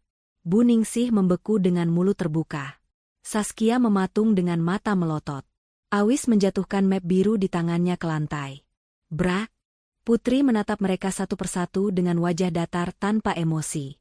Ia kemudian duduk di kursi single paling mewah, kursi yang disiapkan khusus untuk CEO Raja Wali. Ia menyilangkan kakinya yang memakai sandal jepit, lalu menatap ibu mertuanya. Kenapa diam, Buningsih? Tanya Putri, suaranya tenang tapi menusuk tulang. Bukankah tadi ibu bilang ingin bertemu dengan CEO Raja Wali? Orang yang ibu sebut, selevel, dengan ibu. Putri merentangkan tangannya sedikit. Perkenalkan. Saya Putri. Pemilik tunggal grup Raja Wali, sekaligus, benalu, yang baru saja ibu buang ke jalanan. Hah? Apa? Kamu ngomong apa, Putri? Buningsih tertawa sumbang. Tawa yang terdengar canggung, seperti orang yang sedang tercekik tulang ikan. Matanya bergerak liar dari wajah Pak Hadi yang serius ke wajah Putri yang tenang, mencari tanda-tanda kamera tersembunyi di sudut ruangan. Ini lelucon macam apa? Kamu bayar berapa orang ini buat akting? Kamu mau bikin ibu jantungannya? Gak lucu. Saskia ikut tertawa, meski bibirnya gemetar hebat dan wajahnya mulai pucat. Iya, gila nih orang. Sumpah, Mbak Putri halu banget. Pak Hadi, Bapak jangan mau dibayar sama gembel ini buat ngerjain kami. Nggak etis tahu. Mana CEO aslinya? Panggil sekarang. Kami nggak punya waktu buat ngeladenin drama pembantu. Pak Hadi tidak bergeming sedikit pun. Wajahnya tetap datar sedingin tembok beton. Perlahan, ia merogoh saku jasnya, mengeluarkan sebuah kartu nama berwarna emas dengan tekstur embos yang mewah. Ia meletakkannya di meja marmer, tepat di depan hidung Saskia yang kembang kempis menahan emosi. Tertera jelas di sana, Hadi Santoso, Personal Assistant to Mrs. Putri, CEO Raja Wali Group. Saya tidak pernah bercanda soal pekerjaan saya, Nona Saskia, jawab Pak Hadi dengan nada rendah yang mengintimidasi. Dan tolong jaga mulut Anda. Anda sedang berbicara dengan atasan saya, pemilik tunggal dari grup perusahaan yang Anda sembah-sembah dalam proposal Anda. Saskia terdiam. Mulutnya terkunci rapat seolah ada lem yang merekatkannya. Matanya menatap kartu nama itu dengan horor. Putri mengangkat tangan kanannya sedikit, memberi isyarat agar Pak Hadi mundur. Ia menatap lekat-lekat pada Buningsih yang kini wajahnya perlahan berubah dari merah pada menjadi sepucat mayat. Ibu bilang tadi daerah sini banyak orang gila yang suka mengaku-ngaku, kata Putri santai, jarinya mengetuk-ngetuk sandaran kursi kulit yang mahal itu. Sayangnya, orang gila itu sekarang sedang duduk di kursi kebesaran yang ibu siapkan dengan bunga-bunga norak ini. Kursi yang ibu bilang haram diduduki oleh sampah seperti saya. Awis akhirnya bersuara. Suaranya serak, kering, dan hampir hilang ditelan tenggorokan. Put, ini nggak mungkin. Kamu kan? Aku apa, Mas? Potong Putri cepat. Matanya menusuk langsung ke manik mata suaminya, membuat nyali Awis menciut. Aku cuma ibu rumah tangga lulusan SD? Aku cuma istri bodoh yang bisanya ngabisin beras? Itu kan doktrin yang selalu kalian tanamkan di kepalaku setiap hari selama 3 tahun pernikahan kita. Putri berdiri perlahan. Ia berjalan mendekati Awis. Suaminya mundur selangkah secara refleks, seolah Putri adalah monster yang siap menerkam. Mas, mana proposal yang mau kamu presentasikan? Tagih Putri sambil menengadahkan tangan kanannya. Awis dengan tangan gemetar mengangkat map biru yang sejak tadi dipegangnya erat-erat. Keringat dingin bercucuran membasahi kerah kemeja birunya, kemeja yang disetrika Putri semalam dengan penuh air mata. Putri menyambar map itu dengan kasar, membukanya, dan melempar isinya ke meja. Kertas-kertas berhamburan jatuh ke lantai. Lihat ini, Mas, tunjuk Putri pada lembaran kertas yang berserakan di bawah kaki Awis. Laporan proyek Grand Wisata tahun 2023. Proyek yang gagal total karena korupsi vendor. Ini yang mau kamu pamerkan ke grup Raja Wali? Kamu mau bunuh diri di depan investor? Mata Awis terbelalak melihat judul dokumen itu. Ia baru sadar isinya salah total. Aku salah ambil. Ya Tuhan. Bukan salah ambil. Kamu ceroboh dan tidak kompeten, desis Putri kejam. Ia lalu memberi isyarat pada salah satu pengawalnya. Pengawal itu menyerahkan map merah, map yang tadi dibawa Putri dengan susah payah naik ojek, map yang membuatnya didorong satpam. Putri membanting map merah itu ke dada Awis. Buge, ini proposal yang benar. Aku lari-larian, naik ojek panas-panasan, didorong satpammu, diludahi adikmu, ditampar ibumu, cuma demi mengantarkan ini. Demi menyelamatkan wajahmu supaya tidak terlihat tolol di depan investor. Suara Putri meninggi, menggetarkan seisi lobi yang sunyi senyap. Buningsih tersentak kaget sampai memegang dadanya, napasnya tersengal. Tapi apa balasan kalian? Lanjut Putri, suaranya bergetar menahan amarah yang meledak. Matanya berkaca-kaca, bukan karena sedih, tapi karena murka. Kalian usir aku. Kalian sebut aku pembawa sial. Kalian bilang aku cuma noda yang merusak pemandangan. Saskia mencoba menyela dengan suara mencicit, tapi Mbak Putri, Kak kita kan gak tahu kalau Mbak itu. Diam, bentak Putri menggelegar. Jangan panggil aku Mbak. Tadi kamu panggil aku apa? Gembel? Benalu? Teruskan saja. Jangan jilat ludahmu sendiri, Saskia. Saskia langsung menunduk. Tubuhnya gemetar ketakutan. Ia belum pernah melihat kakak iparnya yang pendiam bisa semarah ini. Putri menarik napas panjang, berusaha mengembalikan ketenangannya sebagai seorang CEO. Ia kembali duduk, menyilangkan kakinya lagi dengan anggun, meski hanya memakai sandal jepit kotor. Aura kekuasaannya begitu kuat, hingga membuat pakaian mahal Buningsih dan Saskia terlihat seperti kostum badut. Oke. Cukup drama keluarganya. Sekarang kita bicara bisnis, ucap Putri datar, seolah baru saja menekan tombol saklar emosi. Tatapannya berubah menjadi dingin dan penuh perhitungan.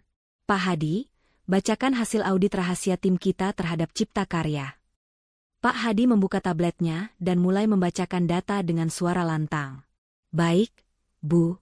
Berdasarkan investigasi tim forensik keuangan kami selama seminggu terakhir, ditemukan bahwa kondisi Cipta Karya bukan hanya stuck, tapi sudah stadium akhir kanker finansial. Ada kebocoran dana sebesar 1,5 miliar rupiah di divisi pemasaran yang dialirkan ke rekening pribadi atas nama Saskia. Apa? Teriak Awis dan Bu Ningsih bersamaan. Mata mereka melotot horor, menoleh serempak ke arah Saskia. Wajah Saskia memerah padam, lalu berubah menjadi putih kertas dalam sedetik. Bohong. Itu fitnah. Pak Hadi bohong. Jeritnya panik. Saya punya bukti transfernya, Nona. Setelah Pak Hadi tenang sambil menunjukkan layar tabletnya ke arah Awis. Uang itu digunakan untuk pembelian tas mewah branded, liburan ke Bali 2 kali, dan pembayaran DP mobil sport pacar Anda. Awis menatap adiknya dengan tatapan hancur dan tak percaya. Sas? Kamu maling uang perusahaan saat kita lagi sekarat begini. Mas, aku bisa jelasin aku cuma pinjam. Saskia mulai menangis meraung-raung. Lanjut, Hadi, perintah Putri dingin, sama sekali tidak tersentuh dengan air mata Saskia. Selain itu, sambung Hadi tanpa ampun, Ibu Ningsih tercatat menggunakan dana darurat perusahaan sebesar 500 juta rupiah untuk top-up arisan sosialita dan biaya operasi plastik hidung yang gagal bulan lalu. Kali ini Awis menatap ibunya dengan mulut ternganga. Bu Ningsih salah tingkah, membuang muka menghindari tatapan putranya. Itu pinjaman sementara, Wis. Nanti ibu ganti kalau menang arisan. Ibu kan harus jaga gengsi. Putri tertawa pelan. Tawa yang sangat menyakitkan dan merendahkan. Luar biasa. Tepuk tangan Putri pelan. Prok prok prok. Cipta Karya, perusahaan warisan mendiang bapak mertua yang dulu jaya, dihancurkan oleh rayap-rayap di dalam rumahnya sendiri. Dan kalian berani menyalahkan aku atas kebangkrutan ini? Kalian bilang aku pembawa sial karena masakanku cuma tempe. Putri mencondongkan tubuhnya ke depan, menatap mereka bertiga dengan jijik. Dengar baik-baik. Grup Raja Wali tidak pernah berinvestasi pada perusahaan busuk yang dipimpin oleh boneka tak berpendirian, dan dikerogoti oleh parasit-parasit serakah. Jadi kamu menolak kami, Put? Tanya Awis lirih, bahunya merosot, harapannya musnah sudah. Menolak? Putri tersenyum miring, senyum yang membuat bulu kuduk berdiri. Oh, tidak semudah itu, Mas. Aku tidak hanya menolak investasi ini. Putri menoleh ke Pak Hadi. Jelaskan status kepemilikan gedung ini sekarang. Pak Hadi mengangguk tegas. Siap, Bu. Per pagi ini jam 8 WIB, seluruh surat utang Cipta Karya di 3 bank berbeda telah di-take over lunas oleh Ibu Putri secara pribadi. Sesuai klausul perjanjian utang piutang, karena Cipta Karya gagal bayar selama 6 bulan berturut-turut, maka seluruh aset jaminan, termasuk gedung kantor ini, tanah pabrik, dan rumah tinggal yang kalian tempati, kini beralih kepemilikan menjadi milik Ibu Putri sepenuhnya. Kalimat itu bagaikan petir di siang bolong yang menyambar tepat di ubun-ubun Bu Ningsih. Tubuhnya goyah, kakinya lemas tak bertulang. Ia ambruk ke sofa, memegangi kepalanya yang pening hebat. Rumahku. Racau Bu Ningsih dengan mata kosong. Rumahku diambil mantu kurang ajar. Ralat, Bu, koreksi Putri tajam, memotong ratapan itu. Bukan diambil, tapi diselamatkan. Kalau bukan aku yang melunasi utang kalian ke bank pagi ini, besok rumah itu sudah ditempeli stiker sita oleh bank dan kalian akan tidur di gerobak sampah. Seharusnya ibu berterima kasih pada Benalu, ini karena sudah berbaik hati membeli utang busuk kalian. Putri berdiri tegak, merapikan dasternya yang kusut. Ia menatap sekeliling lobi kantor yang kini menjadi miliknya. Sekarang, karena gedung ini adalah properti pribadi saya berhak menentukan siapa yang boleh berada di sini dan siapa yang tidak. Jari telunjuk Putri terarah lurus ke pintu keluar kaca yang terbuka lebar. Saya beri waktu 10 menit untuk kalian membereskan barang-barang pribadi. Jangan bawa satupun aset kantor, termasuk laptop atau mobil operasional. Setelah itu, silakan angkat kaki dari gedung saya. Putri, tega kamu sama ibu. Jerit Buningsih histeris, air mata buayanya mulai tumpah deras. Ia mencoba meraih tangan Putri. Ibu ini orang tua yang melahirkan suamimu. Di mana hati nuranimu, nak? Kita kan keluarga. Putri menepis tangan mertuanya itu dengan dingin. Hati nurani saya sudah mati, Bu, jawab Putri tanpa ekspresi. Mati tepat saat ibu menampar saya di depan orang banyak tadi pagi. Mati saat ibu menyuruh satpam menyeret saya seperti anjing kurap. Sekarang, nikmatilah buah dari apa yang ibu tanam. Putri berbalik memunggungi mereka, berjalan menuju lift VIP. Hadi, hitung mundur mulai sekarang.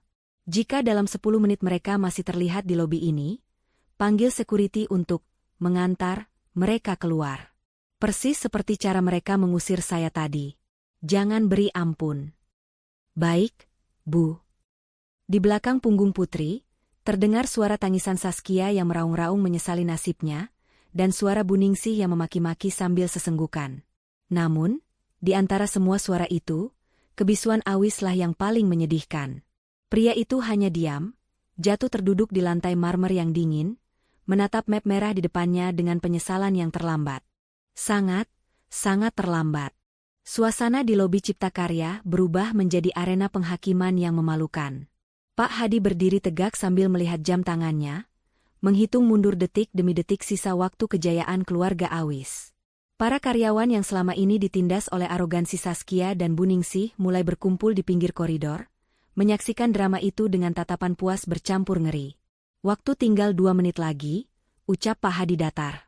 Silakan letakkan semua barang elektronik, kunci mobil, dan dompet yang berisi kartu kredit perusahaan di meja resepsionis. Saskia memeluk tas tangan mewahnya erat-erat, wajahnya basah oleh air mata dan lunturan maskara. Enggak, ini tasku. Aku beli pakai uangku sendiri. Jangan ambil barang-barangku. Jeritnya histeris saat seorang petugas keamanan mendekat. Koreksi, Nona Saskia, potong Pak Hadi tajam. Tas itu dibeli menggunakan dana pemasaran bulan Maret. Kami punya bukti tagihannya. Itu aset perusahaan. Serahkan, atau kami laporkan sebagai tindakan pencurian sekarang juga. Tangan Saskia gemetar. Pilihan antara penjara atau menyerahkan tas kesayangannya adalah siksaan batin baginya. Dengan isak tangis yang memilukan, ia melempar tas Chanel palsu itu ke meja. Petugas keamanan segera mengamankannya. Tidak hanya tas, ponsel iPhone 15 Pro Max miliknya juga disita karena tercatat sebagai inventaris kantor. Ini perampokan, teriak Buningsih, yang kini duduk lemas di lantai karena kakinya tak kuat menopang tubuh. Kalian menindas janda tua. Awis, lakukan sesuatu. Kamu itu laki-laki, masa diam saja melihat ibu dan adikmu dijarah begini? Lawan mereka. Awis berdiri mematung di tengah kekacauan itu. Wajahnya kosong, jiwanya seakan sudah terbang entah kemana. Ia menatap kunci mobil di tangannya, mobil dinas direktur yang selama ini menjadi simbol status sosialnya. Dengan gerakan lambat, Awis meletakkan kunci itu di meja resepsionis. Sudah, Bu. Sudah, gumam Awis lirih. Kita memang salah. Kita kalah. Kalah apanya? Bentak Buningsih, memukul kaki putranya. Istrimu itu yang kurang ajar. Dia pasti pakai ilmu hitam sampai bisa kaya mendadak begitu. Tidak mungkin si putri yang bodoh itu punya perusahaan raksasa. Di lantai atas, dari balik dinding kaca ruang CEO yang kedap suara, Putri menyaksikan semuanya melalui monitor CCTV. Wajahnya tenang, namun matanya menyeratkan kelelahan yang amat sangat. Ia tidak menikmati penderitaan mereka, tapi ia tahu ini adalah pelajaran yang harus diberikan. Pintu ruangan terbuka. Awis masuk dengan langkah gontai, dikawal ketat oleh 2 bodyguard. Ia memohon izin untuk berbicara empat mata dengan Putri untuk terakhir kalinya. Putri mengangguk pelan, memberi isyarat pada pengawal untuk menunggu di luar. Kini, hanya ada mereka berdua. Suami dan istri yang kini terpisah jurang status sosial yang menganga lebar. Awis menatap Putri. Wanita di depannya masih memakai daster batik yang sama, tapi aura yang memancar darinya begitu asing. Begitu berwibawa dan tak tersentuh. Awis ingin maju memeluknya, tapi kakinya terpaku di lantai. "Put," suara Awis bergetar. "Kenapa kamu nggak pernah bilang? Kalau aku tahu kamu sekaya ini, aku nggak akan." "Nggak akan apa, Mas?" potong Putri dingin. Ia memutar kursi kebesarannya menghadap jendela, memunggungi Awis. "Nggak akan selingkuh tipis-tipis? Nggak akan membiarkan ibumu menghinaku? Nggak akan menjadikan aku babu?" "Aku?" Awis tercekat. Putri berbalik cepat, matanya menatap tajam. "Itu intinya, Mas. Kamu hanya akan menghargaiku jika kamu tahu aku punya uang. Kamu mencintai hartaku, bukan diriku. 3 tahun aku menyamar jadi orang biasa, hidup sederhana, makan tempe, naik angkot cuma demi mencari satu hal, ketulusan. Dan kamu gagal total." Awis jatuh berlutut. Air matanya menetes ke karpet tebal ruangan itu. "Maafkan aku, Put. Aku bodoh. Aku pengecut. Aku janji akan berubah. Tolong jangan ceraikan aku. Kita bisa mulai lagi dari nol. Aku akan jadi suami yang baik. Aku akan tegas sama ibu." "Terlambat," desis Putri. "Kemana ketegasanmu saat ibumu melempar kain pel ke wajahku? Kemana suaramu saat Saskia menuduhku mencuri uang belanja? Kamu diam, Mas. Kamu menikmati kenyamanan menjadi anak mami daripada menjadi imam bagi istrimu." Putri mengambil sebuah amplop coklat dari laci meja dan melemparkannya ke hadapan Awis. "Itu surat gugatan cerai. Sudah aku tanda tangani. Pengacaraku akan mengurus sisanya." Awis menatap amplop itu dengan pandangan kabur. Hatinya hancur berkeping-keping. "Dan satu lagi," lanjut Putri, nadanya semakin dingin. "Soal utang perusahaan yang aku lunasi, aku tidak menggratiskannya. Anggap itu utang pribadi kalian padaku. Kalian harus membayarnya dengan bekerja. Tapi tentu saja, bukan sebagai direktur atau manajer." Awis mendongak, bingung. "Maksudmu?" "Keluar dari sini, Mas. Waktumu habis." 2 bodyguard masuk kembali, menarik lengan Awis untuk berdiri. Awis diseret keluar ruangan, meninggalkan Putri yang kembali menatap monitor CCTV. Di layar, terlihat Buningsi dan Saskia sedang digiring keluar lobi oleh Satpam, ditonton oleh puluhan pasang mata karyawan yang berbisik-bisik mencemooh. Di depan lobi gedung, matahari siang menyengat tanpa ampun. Buningsih, Saskia, dan Awis berdiri di trotoar panas. Penampilan mereka kacau balau. Buningsih kehilangan satu sepatunya saat meronta tadi. Saskia tidak lagi memegang ponsel ataupun tas. Awis hanya memegang amplop coklat berisi gugatan cerai. Mobil-mobil mewah mereka masih terparkir rapi di halaman kantor, tapi mereka tidak punya kuncinya. Mobil itu kini milik Putri. "Terus kita pulang naik apa?" jerit Saskia frustrasi, menghentakkan kakinya yang lecet ke aspal. "Panas banget. Kulitku bisa gosong. Pesan taksi online dong, Mas." "Pakai apa pesannya, Sas?" "HP Mas disita. HP kamu disita," jawab Awis lemah. Ia merogoh saku celananya, hanya menemukan uang tunai Rp20.000 yang lecek. Dompetnya tertinggal di laci meja dan ikut disita.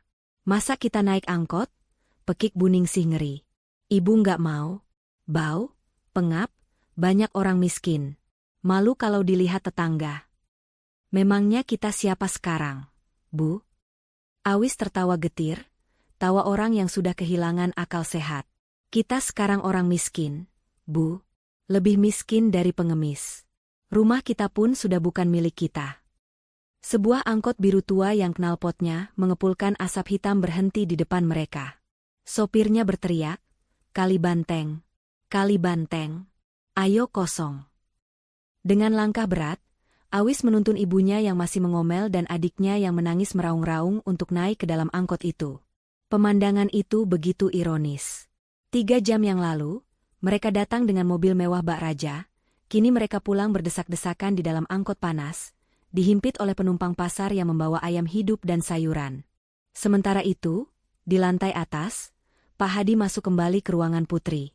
"Bu, mereka sudah pergi. Sesuai instruksi Ibu, akses ke rumah utama juga sudah kami blokir. Kunci digital sudah diganti. Barang-barang pribadi mereka yang berupa pakaian sudah kami keluarkan dan ditaruh di teras dalam kantong plastik hitam. Putri menghela napas panjang, menyandarkan punggungnya yang terasa pegal. Beban berat di dadanya perlahan terangkat, meski meninggalkan lubang yang perih. Bagus, Hadi. Pastikan tidak ada aset berharga yang terbawa. Satu hal lagi, Bu, Pak Hadi ragu sejenak. Mengenai pesta ulang tahun perusahaan yang rencananya digelar besok lusa. Apakah tetap dilaksanakan? Undangan sudah tersebar atas nama Pak Awis sebelumnya. Putri tersenyum tipis. Senyum penuh arti. Tentu saja tetap dilaksanakan, Hadi. Tapi dengan sedikit perubahan tema. Itu akan menjadi panggung perkenalan resmi CEO baru Grup Raja Wali, sekaligus pemilik baru Cipta Karya. Apakah Ibu akan mengundang mereka? Tanya Pak Hadi. Undang mereka, jawab Putri tegas. Berikan undangan VIP. Aku ingin mereka melihat dengan mata kepala sendiri, pesta kemenangan yang seharusnya menjadi milik mereka, tapi mereka buang demi kesombongan semu. Putri berdiri, berjalan menuju jendela kaca besar yang menampilkan pemandangan kota.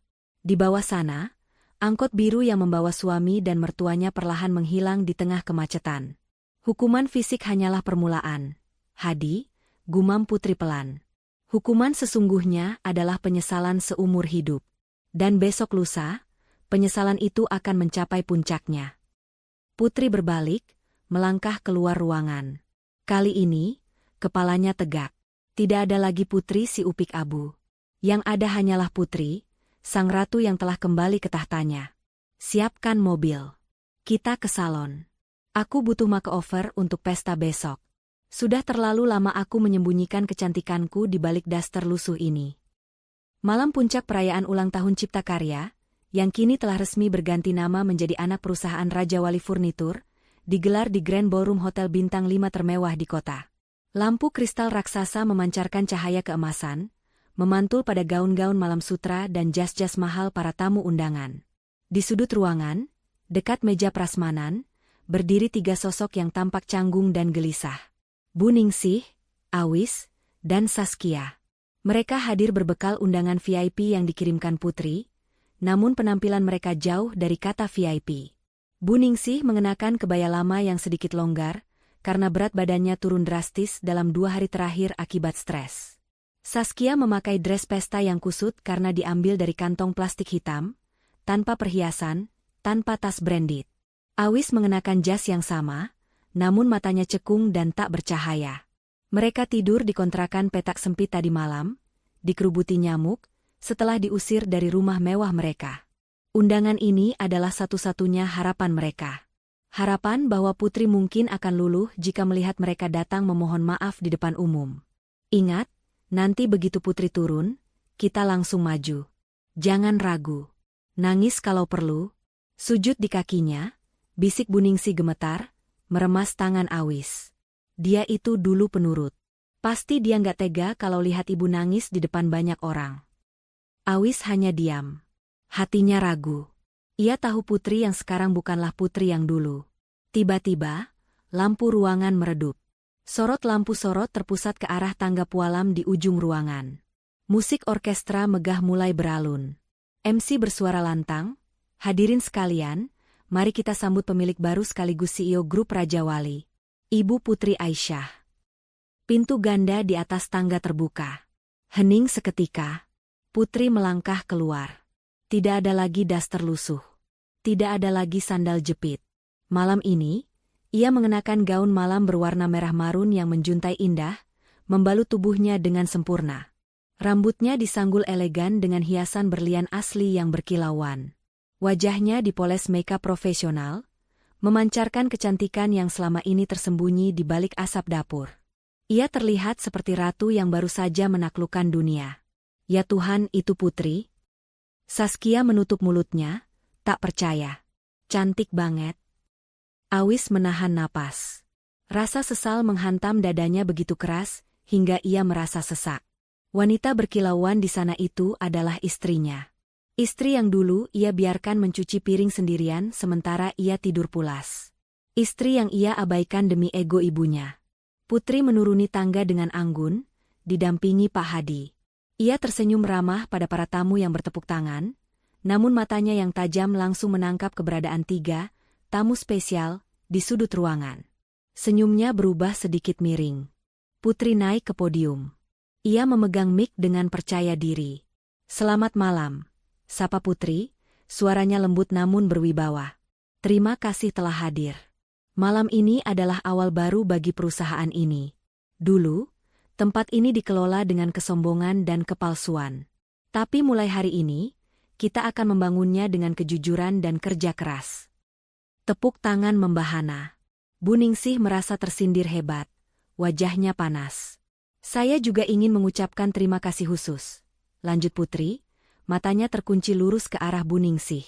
"Kepada masa lalu saya. Kepada orang-orang yang mengajarkan saya bahwa kesabaran ada batasnya, dan bahwa harga diri tidak bisa dibeli dengan uang belanja recehan." Sadar ini momennya, Bu Ningsih nekat menerobos kerumunan. Ia menyeret Awis dan Saskia. "Putri, anakku." Bu Ningsih berteriak histeris, membuat semua tamu menoleh kaget. "Putri, ini ibu, nak.